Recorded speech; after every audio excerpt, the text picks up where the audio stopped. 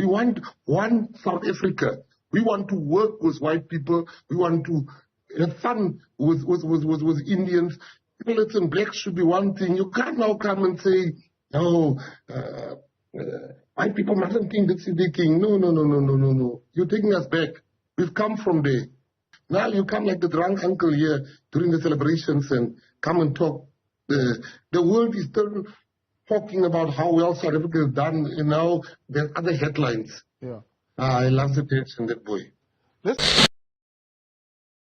Now, in this interview featuring Gayton McKenzie, he's really lashing out at Julius Malema, and it's actually about a really old incident where Julius Malema, I think he spoke against the Springboks for their victory in their, in one of the games, and then Gayton McKenzie really lashed out against Julius Malema. Let's listen to what he has to say about this, and I'll be back for some interesting analysis. Good evening, Gayton. Good to have you. Thank you very much for your time. If we're changing names of airports, we're changing street names, we're changing names of universities, we are changing flags and so on and so forth. What would be so wrong to call for a change of the Springbok as a symbol? The roads, the airports, and all the things that you are mentioning now, there's never been an agreement that we will not change it. Never. Well, the Springboks, to start with, there was meetings held by our leaders of yesteryear. Nelson Mandela was leading the discussion. They robustly debated, and a compromise was reached in those meetings. When Nelson Mandela came back and he said to us, guys, we as leaders have agreed that we will not change the name of the Springbok. That's Nelson Mandela. No, I don't want a man that agrees to something today and then change his mind tomorrow. This debate has been up. I remember it was Butani Kompela from the ANC that mentioned this in Parliament. And Nelson Mandela, the great Nelson Mandela, intervened. And we agreed we're going to keep the Springboks.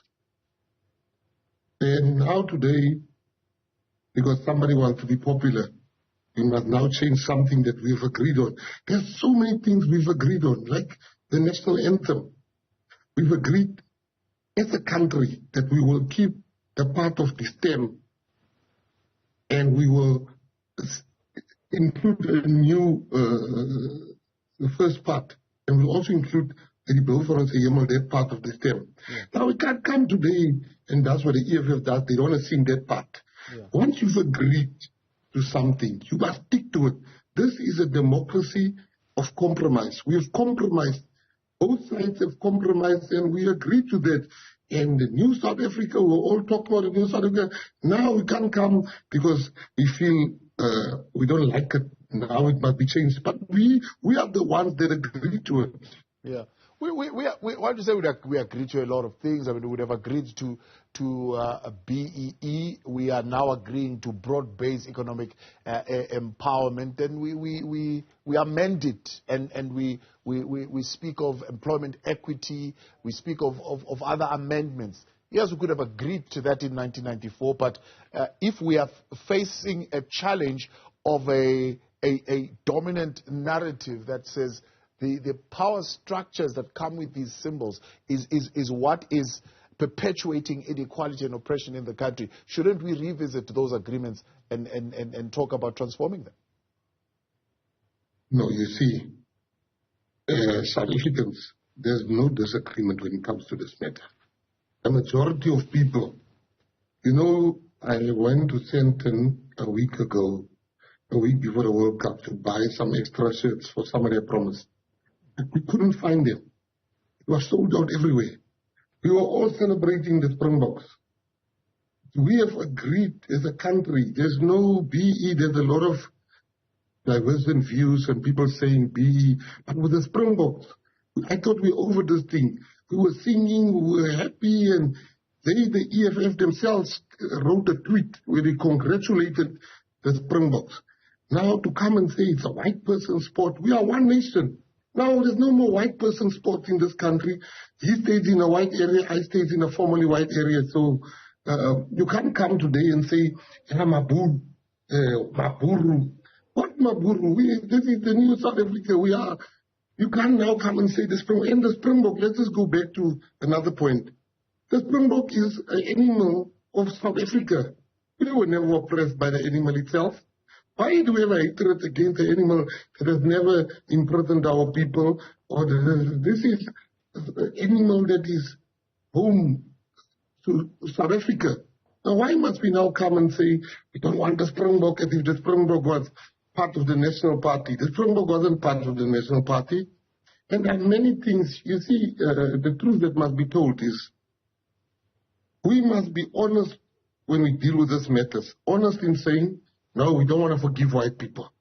We don't want nothing to do with white people. But let's not go and say this is the new South Africa. We're going to work together. We're going to amend things. We're going to make sacrifices. We're going to compromise both sides.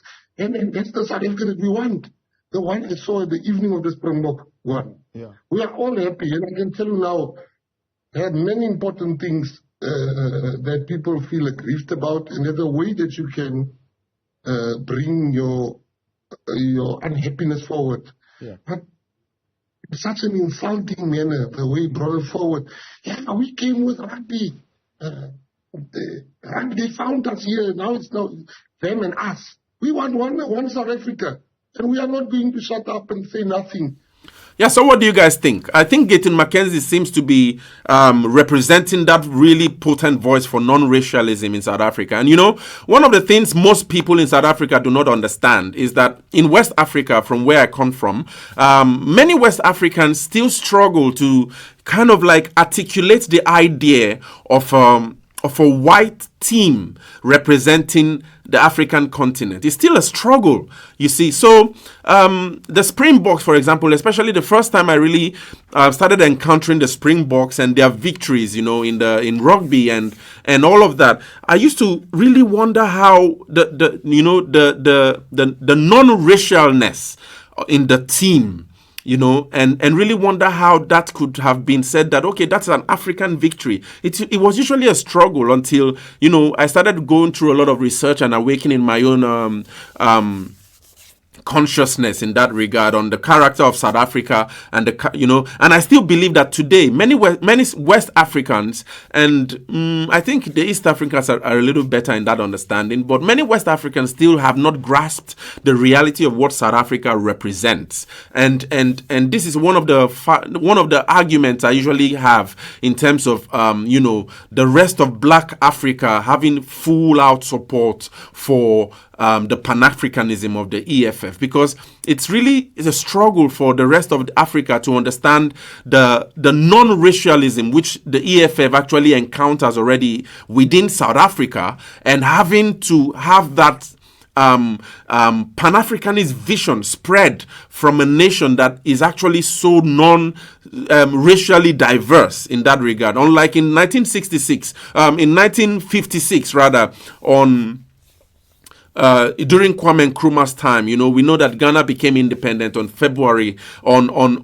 the 6th, 1956. And then we see that by 1966, on February the 24th, Kwame Nkrumah was ousted from power in the military coup at the time. So we saw that the roots of Pan-Africanism in West Africa was rooted within a black-dominated populace, right? And it's had really a firm grasp. It was really easy to understand by a majority of Black Africa at the time, you know, to understand that this movement is actually sprouting from a core Black populace, right? That was Ghana at the time, and it was easily picked up by activists in Nigeria, in Sierra Leone, in Mali, until it spread out to the likes of Kenneth Kaunda in East Africa and all that.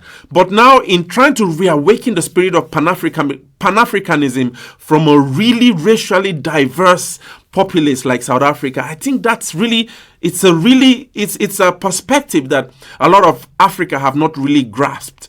And it also defines the character of the battle which the EFF actually encounters every day as it tries to establish itself within this non-racial populace, right?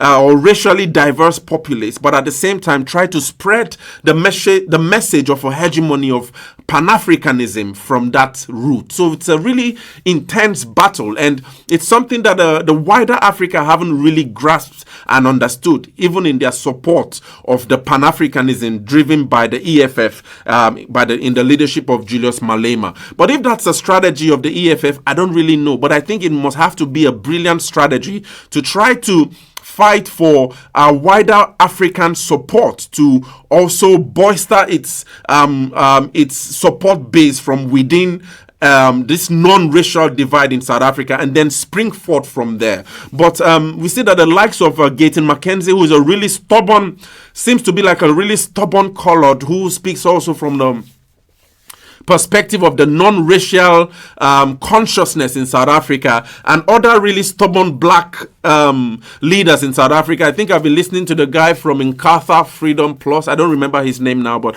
I'll be doing some more research on him. Also, the likes of the of Musi Maimane, who's really a lot about for non-racialism, and some of these black leaders also prove the fact that, you know, the Pan-Africanism that might spring forth from South Africa might not be as potent as that sprung forth from in the 1960s, when Kwame Nkrumah made the arguments that Africa should seek first the political kingdom and every other thing will be given to it. This was Kwame Nkrumah's own political mantra at the time, after which he now switched to the fact that, you know, political independence is useless until Africa is able to get economic independence. And that was when he tried to start fighting for a unification of the African continent to become one. But we saw that there were lots of these fractures at the time, from the Monrovia, the Casablanca, the Monrovia fractions, which PLO Lumumba passionately speaks about in his speeches.